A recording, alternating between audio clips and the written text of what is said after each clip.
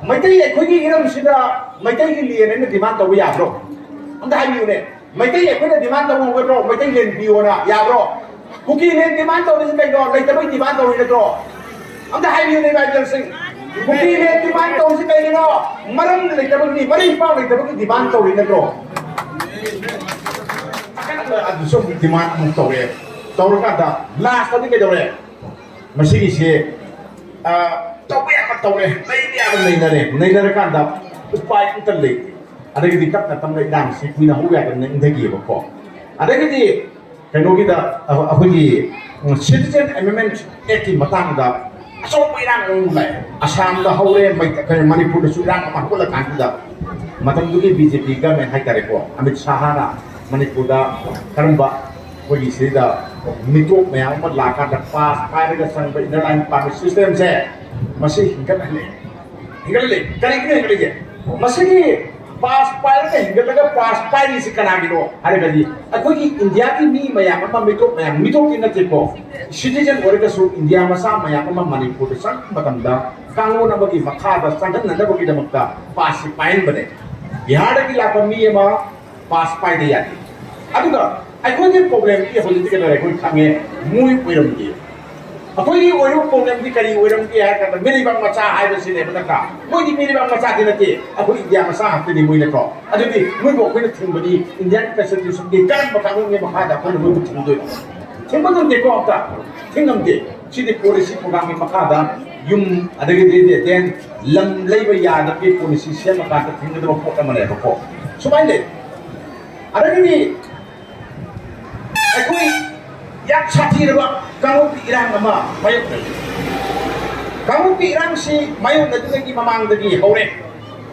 Manipur dah hidup ni ancam mayang ama lai hai si, hai si. Ada macam tu lai ba hidup ni ancam sini kerai tapi kena lagi hai kanda. Permarum lagi sangat pemayam si puina kange. Lai ko permarum lagi sangat pemayam ama kange. Karena sange hai kanda asul tu sin hai sini ko, sin hai sini si kayo. Aku cakap na kuki hai bani, asam tu na chin hai bani wane bako. Kena basi sini ko am tadi ko poti am tadi.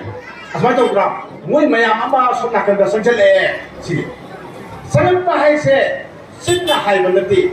Masih kurang cakap mayam ama le. Kali kurang cakap tu le se. Aku ni umang mayam ama kom thore, ko thore.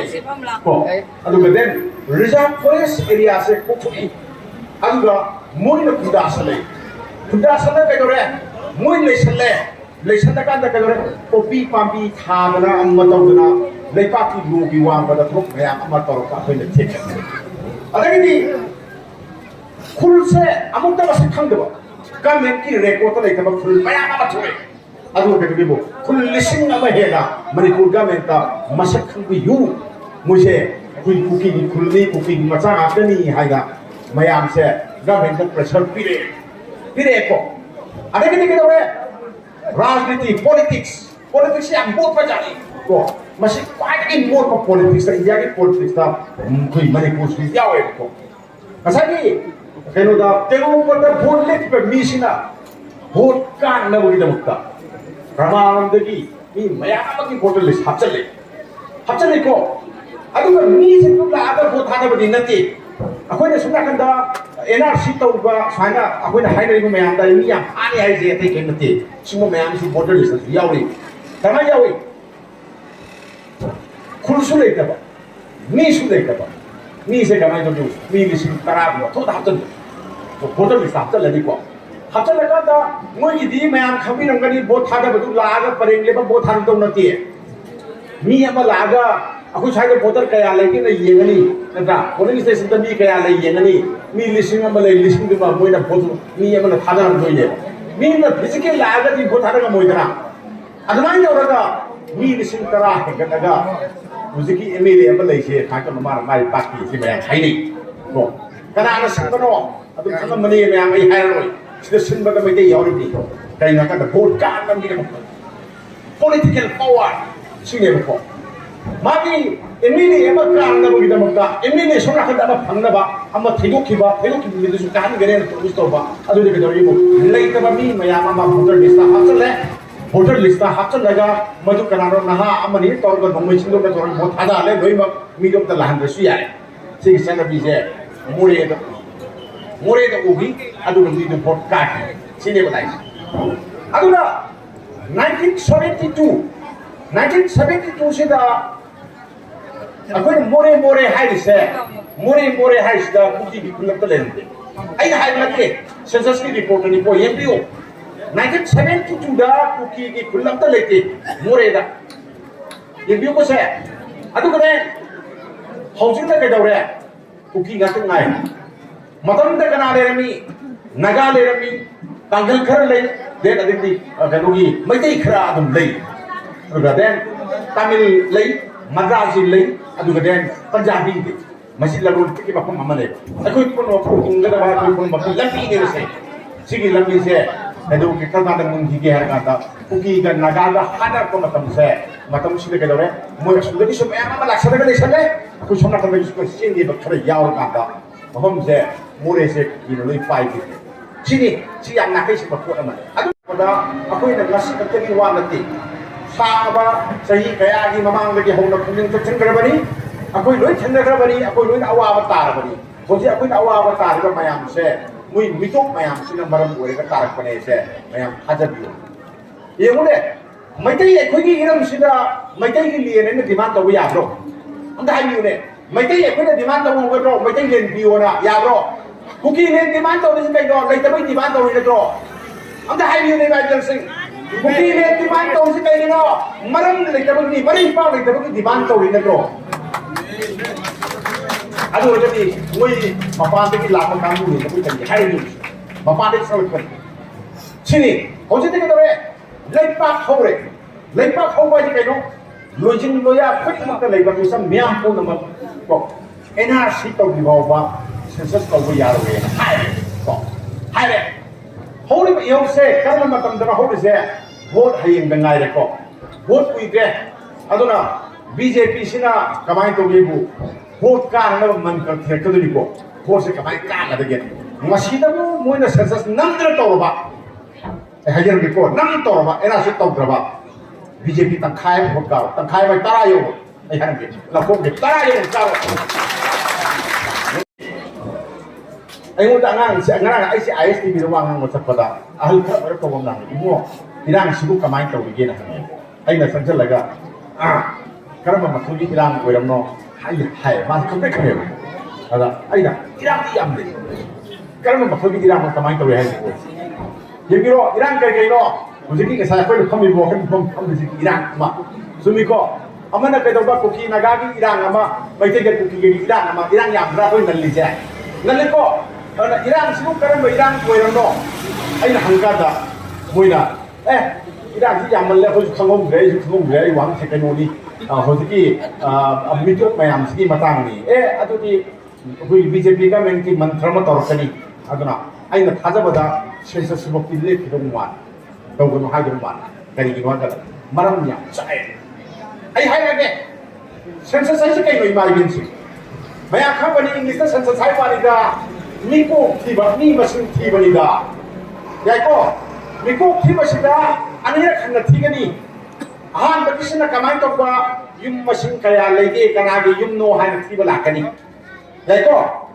adu kitu muere dana adu muere ka da aduna hayen mathangi vote korum dai da lani aduna ke duge bu mi kaya lagi kana no lagi sine thiru anna yum ko tiba ama mi ko tiba ama ani ni ko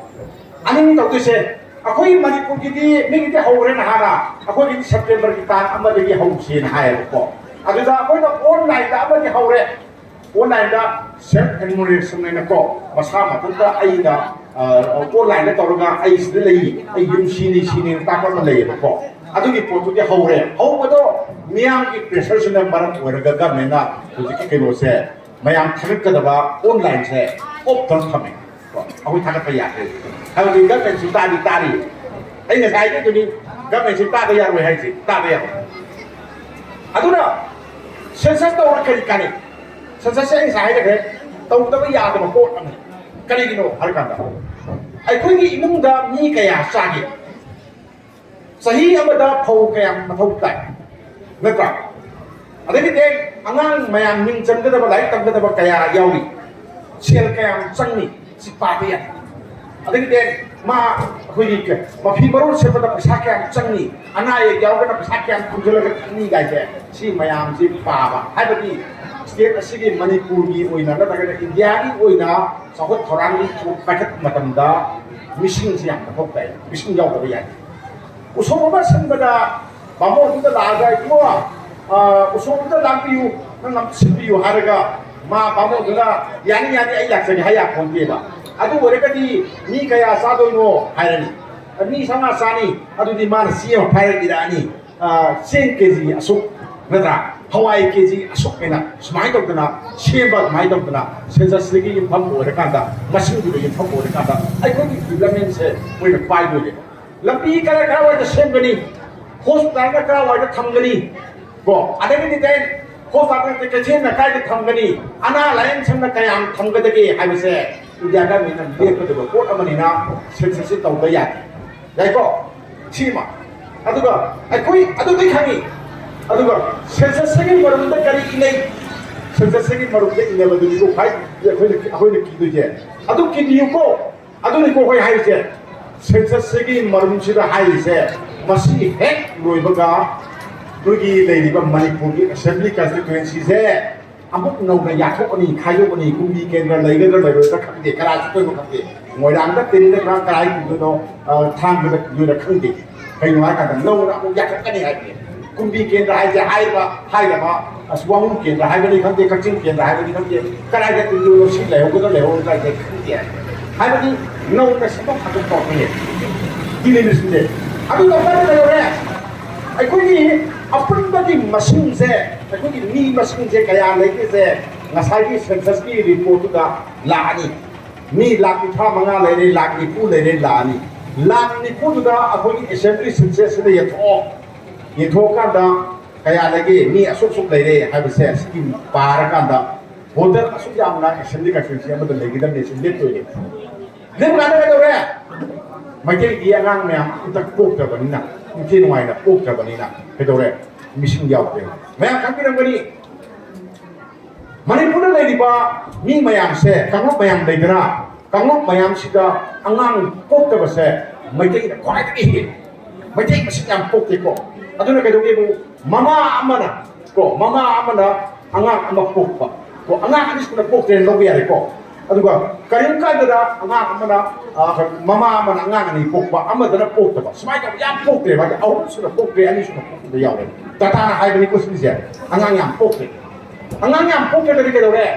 asagi voter da masing handar kwasi niyom na tro mising handar kwasi niyom na tro anang sai ye thok ko da mai ke ni ke do re masing yaw da bani na masing yaw ki ba ka ki do na emile masing he na thang ba ta ba na tro yai ko akoi masing yaw ke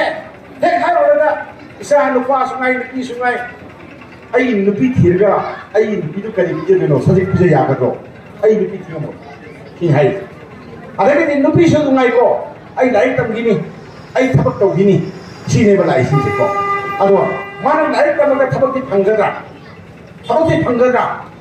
gamen ki thabak sima par ron ko ai no mayam da hai du se chumpa par ko gamen ki thabak ti chumi li ti chum pang Ausi kami tu kibu, dah mana thap bayang kau idana, kau risi yang kau pasal lagi poste, lagi kata lagi kau kibu, pasal country basis tak kau re, mana tu centrally project yang kita ni, kau yang mengenai thap hati je, social welfare dah hap kali, education dah hap itu di kaino, sama keras sa dan mungkin asal nak pergi, jadi pergi lapar, sedang menghada, lagi post kado, aduh, menjadi dua, aduh, hap kita hap apa ayah di kedua mengalih kau ada kata aku ni.